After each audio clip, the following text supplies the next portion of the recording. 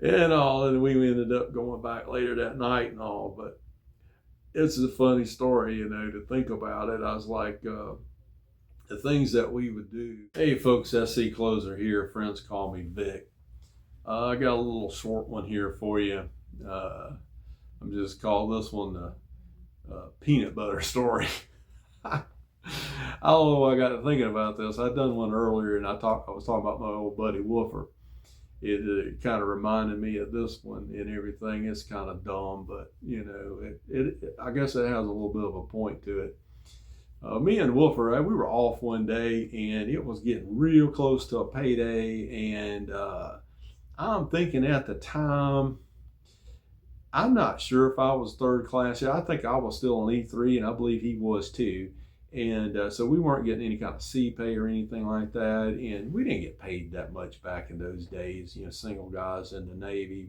So we just didn't really have that much money. And we took off and went out, and we did some things that didn't really cost us nothing, and hung out most of the day. And we were getting kind of hungry, and we were like, hey, we ain't going to make it back to the ship to get dinner or anything, and we don't have that much money. We're going to have to try to find us something to eat. We went and we found the commissary, and that's where, the military goes to buy food. And back in those days, that was the military grocery store. That stuff was kind of supplemented and everything by the U.S. government. So things were a lot cheaper in there, and you didn't have to pay any kind of tax. There was no sales tax or anything like that because it was a federal government facility, so they didn't pay any state sales tax or anything. So anyway, we went in there and we pooled our money together, and we didn't have that much, and I don't remember how much it was.